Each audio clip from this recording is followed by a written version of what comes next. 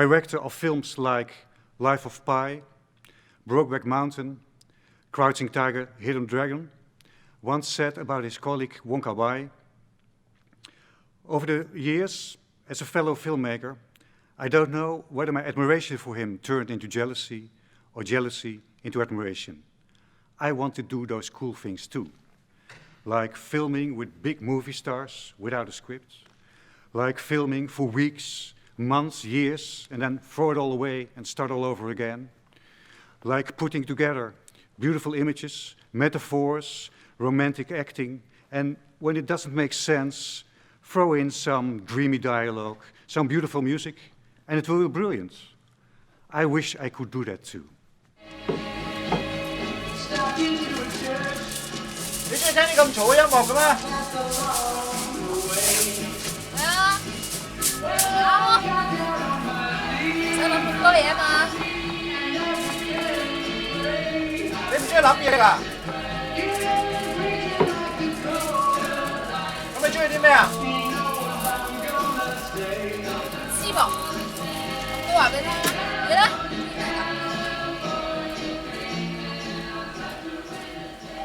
取之下人。 Wong Kar-wai seems to be filming like shooting from the hip, trusting on his talent, on his feeling, on the moment, and bending the rules of filmmaking if he thinks it's necessary. And that's what he did with Chungking Express, bending the rules of filmmaking, especially considering the music. And that's what we're going to talk about right now. It's not every day we're gonna be the same way.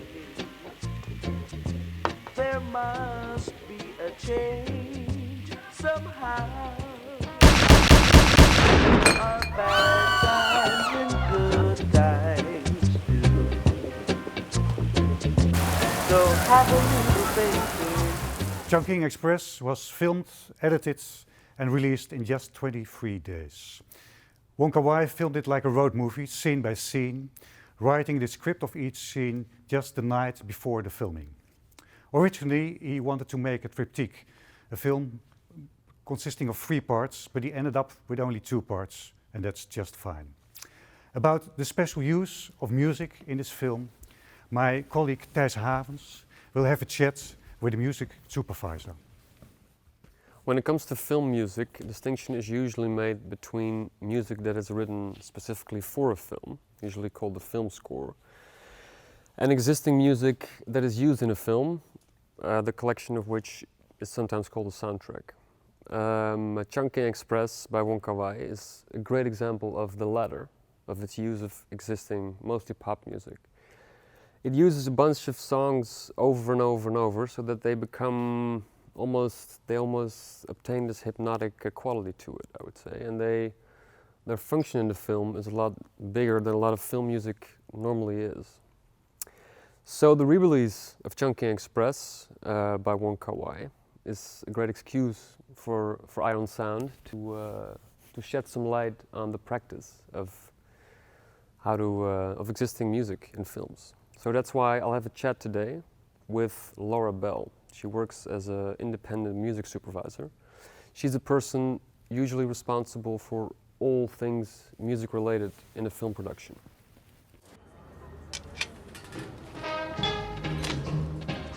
You look terrible.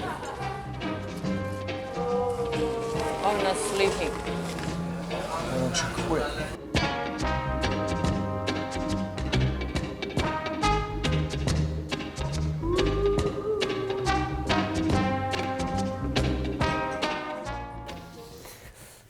Hi Laura. Hi. Welcome.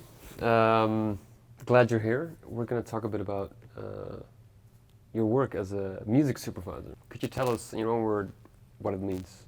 I think really looking after the music as a narrative, if that's what the film needs.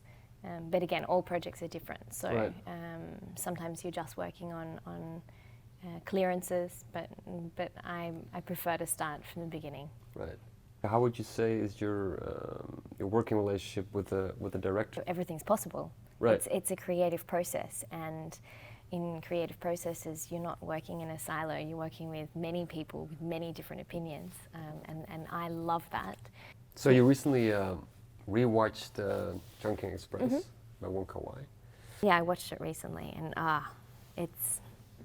he's carefully thought out every point of every spot, every placement where music comes in. He's carefully thought about it at a number of different levels. Right. And I say that it's realistic because, and I'm sure we'll talk about it later, but the repetition, for instance, the use of repetition is just what we do. We don't listen to a track once. Exactly, yeah.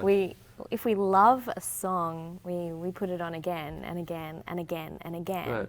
And on a superficial level, that's reflected in the film. Right. I mean, it goes on deeper levels, and we can talk about that. But yeah, I think it's beautifully also formulated. He's got a mix of everything meshed together, make the soundtrack so interesting and on so many different levels. When you see Faye's shoes on the pavement and you hear California Dreaming, and you don't actually know where she is. You think she's back. You think it's non-diegetically, basically. Yeah, you think that it's non-diegetic, but then you see her pull up the shutter. Is that she pulls up the shutter? Yeah, I think so.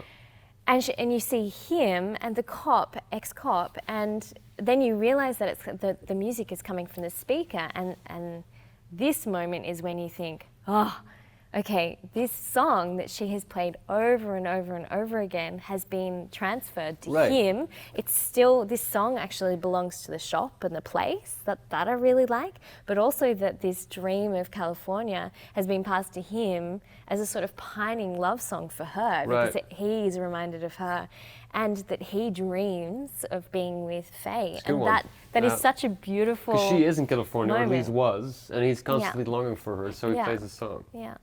And it's also a bit of it almost stands for this transformation also of his, I guess, of the Tony Leung, of the cop character. Because he's a bit annoyed by the song, about the volume. Yeah. Like the very first time he's like, this is way too loud, can you put it down or something? And she says, I like it because I don't have to think. Right. And then he's playing it really loud, and because he doesn't want to think. Of course, that's also because he really misses her. Yeah, and and doesn't want to think about her, but yet he's playing the song. So another song that's being used quite a bunch of times in film is the Cranberries' Dreams, in two versions, basically. The original and the Cantonese version. And then I think also with this song in the film, because she sings it when she's cleaning his apartment, I think.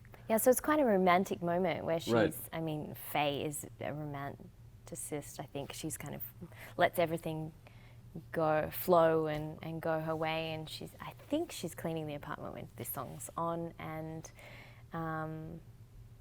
it's just a dreamy, upbeat, kind of romantic vision of what it could be with the cop. Right. And then later they adapt it in Cantonese. It's funny that there are basically a bunch of these directors, when they really get the hang of it, like they seem to almost exclusively use, I mean, Wong Kar-wai actually comes to mind, that he rarely uses original music, like newly composed.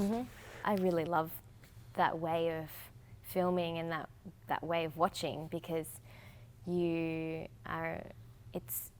being respected as a viewer. Right. And you're seeing that song in the time and place that it's meant to be in. And if it's a complete, juxtaposition of where it's supposed to be, you feel even more uncomfortable. And if it's used like that, then it makes it all the more exciting.